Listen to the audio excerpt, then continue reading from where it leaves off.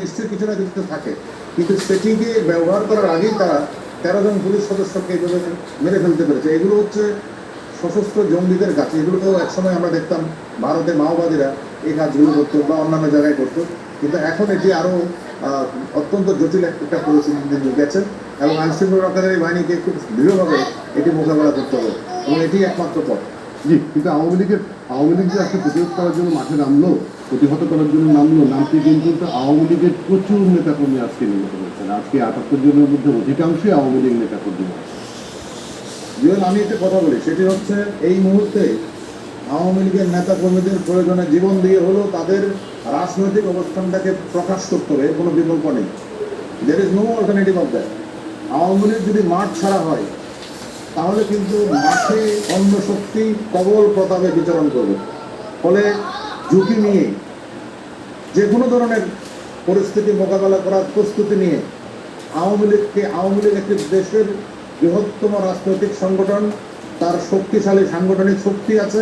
এটিকে প্রকাশ করার জন্য তাদেরকে মাঠে থাকতে হবে এবং দেশের যে ক্রাইসিস এই মুহূর্তে যে সংকট, এটি মোকাবেলা করার জন্য মাঠে তাদের দৃঢ় অবস্থানের কোনো বিকল্প নেই। প্রয়োজনে জীবন দিতে তাদের যদি হয়, সেটিও কিন্তু অল্টারনেটিভ থাকবে না আপনার সামনে। আপনি দেশ বাঁচাবেন নাকি আপনার এই চিন্তা করবেন? আমি মনে করি যে এই মুহূর্তে এবং প্রতিটি জেলা উপজেলায় আওয়ামী লীগের এমপি যারা আছেন, আওয়ামী লীগের যারা নেতৃত্ব আছেন, তাদেরকে অন্তত তাদের রাজনৈতিক শক্তিটি প্রকাশ করাটা খুবই জরুরি। মাননীয় প্রধানমন্ত্রী একার দায়িত্ব নয় যে এই পরিস্থিতি একা মোকাবেলা করা। এটি একটি রাজনৈতিক যুদ্ধ। এটি এখন আর কোটা আন্দোলন নেই, এটি একটি সশস্ত্র আন্দোলন নেই, এটি দেশের অস্তিত্বের প্রশ্ন। মুক্তিযুদ্ধের যখন নেতৃত্ব দিয়েছে আওয়ামী লীগ, সেই সময় কি কেউ জীবনের ভয় করে চিন্তা করেছে?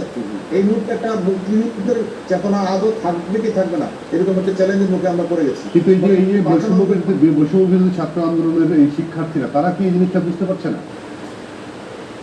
আমি এই মূল্যায়নটা এই মুহূর্তে করার সময় আসে নাই। আমরা বারবার বলছিলাম যে তাদের আন্দোলন কোটার মধ্যে নেই এবং এই কোটা আন্দোলনের সুযোগ নিয়ে এখানে অন্য পক্ষ ঢুকে গেছে, এটি তার প্রমাণ। এবং সর্বশেষ তারাও কিন্তু সেই প্রমাণটা দিয়েছে। তারা বলেছে শেষ পর্যন্ত তাদের সমস্ত দাবি মেনে নেওয়ার পরেও বলেছে এখন একমাত্র দাবি শেখ হাসিনা পদত্যাগ। এটা কি কোটা আন্দোলন? সুতরাং তাদের ভিতরে এই রাজনৈতিক উদ্দেশ্য ছিল, এখন এটা প্রমাণিত হয়ে যাচ্ছে। এবং এই রাজনৈতিকভাবে তারা যে এরকম একটি পরিস্থিতির দিকে নিয়ে যাবে দেশকে, তারা কোনো কথাই মানবে না। সরকারেরও এখানে একটা দায় আছে। সরকার অনেক দেরি করে অনেক সিদ্ধান্ত নিয়েছে, যে সিদ্ধান্তগুলো আগে নিলে হয়তো এরকম পরিস্থিতির সৃষ্টি হতো না। এখানে এই দায়টাও সরকারকে কিছু মেনে দিতে হবে। এই জায়গাটা যেটা শ্যামন্ত বললেন যে আওয়ামী লীগের এখন অস্তিত্বের প্রশ্ন, দেশ বাঁচানোর প্রশ্ন, সেই জায়গাটায় আওয়ামী লীগের কর্মী সমর্থকদের আরো কিভাবে আরো শক্ত অবস্থানে দাঁড়ানো উচিত বলে আপনার মনে হয়?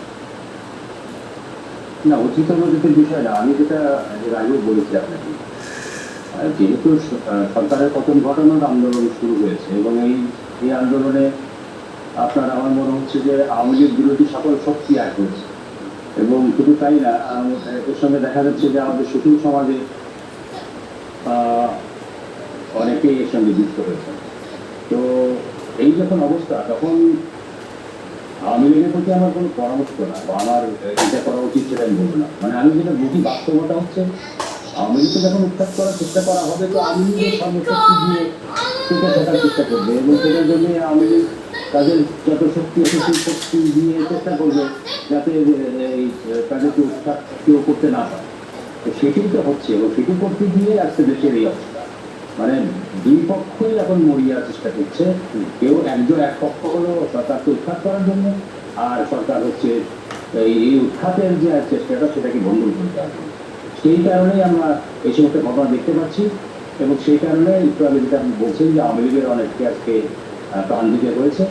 তো এইরকম যখন একটা যুদ্ধের মুখোমুখি মতো অবস্থা হয়, তখন তো আসলে প্রাণ দিতে দেওয়ার মতো প্রাণহানির মতো ঘটনা তো ঘটে। এটা আমাদের দুর্ভাগ্য যে আমরা জাতি হিসাবে আমাদেরকে আজকে এই পরিস্থিতি দেখতে হচ্ছে। আমরা কিন্তু কখনোই চাই নাই যে এরকম একটা সহিংস পরিবেশ দেশে তৈরি হোক। আমরা চেয়েছিলাম যে কোটা আন্দোলন যেটা শুরু হয়েছিল, এটাই সেক্টরে যেমন যেটা বললেন খুবই কারেক্ট কথা। কোটা আন্দোলনের শুরুতে যে অবস্থানটা ছাত্রদের ছিল, তখন সরকারেরও কিন্তু তাদের দাবির সমর্থনে তারা কিন্তু সমস্ত ব্যবস্থা নিচ্ছিলেন। তারা হাইকোর্টের রায় আপিল করেছিলেন, তারা ছাত্রদের পর্যন্ত বলেছিল আমরা কোটা সংস্কারের পক্ষে। এইরকম একটা অবস্থায় কেন দুই পক্ষের মধ্যে কোনো যোগাযোগ ওই অর্থে করা হলো না? কেন তো মানে যদি তো করা হতো তাহলে কিন্তু আজকে এই পরিস্থিতি তৈরি হয়। এই পরিস্থিতি তৈরি হতো না। অবশ্যই সরকারের এখানে দায়িত্ব আছে। জি। এখন যদি এটা বলে এখন বললে তো কোনো লাভ হচ্ছে না।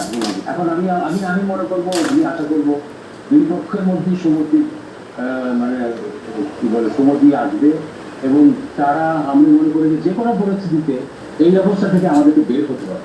জি, কালকে কালকে যদি কালকেটা আরো বেশি শিথিল করে দেওয়া না হতো, কারণ আজকে একটা প্রসেশন আছে, অবস্থান আছে, জানি আমরা সবাই, তারপরে দেখা গেল যে আরো দুই পাশে 1 ঘন্টা করে সময় বাড়িয়ে দেওয়া হবে, সেটিও কি মানে সরকারের কোনো সিদ্ধান্ত? আমি মনে হয় এগুলো ওয়েল প্ল্যান বা ওয়েল ডিজাইন বা ওয়েল চিন্তা করে করা হয়নি। এখানে একটু আমাদের সংকট আছে। আপনি যখন একটা রোগের জন্য একটা ওষুধ দেবেন, ওষুধ যাতে ঠিকমতো কাজ করে সেভাবে দেবেন। আপনি কারফিউ দিয়েছেন, কারফিউ আবার এক্সিকিউট করছেন না। কারফিউর মধ্যে সব কিছুই চলছে, যানজট লেগে যাচ্ছে রাস্তায়।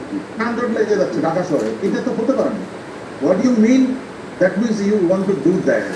আমাদের এখানে একটা সেখানে প্রায়োগিক দুর্বলতা। জি জি, দ্বিতীয়ত আরেকটা, আমি রাজার কথা সূত্র ধরে বলি, অনেকেই তো সরকার গঠনের পরিকল্পনা করে ফেলেছে, অনেকে ক্যাবিনেট চেঞ্জ করে ফেলেছে, আসলে অনেকে কিভাবে সরকার চলবে ভবিষ্যতে তার সেই পরিকল্পনা করেছে যে একদম দিচ্ছে এটা। তেমন মোকাবেলা করা ছাড়া কোনো পথ নেই। জি, দুজনকে অনেক ধন্যবাদ। আজকে সময় দিয়েছেন। দর্শক এই ছিল লিটন টাটা আজকে সংবাদ সম্প্রসারণে ডিবিসি।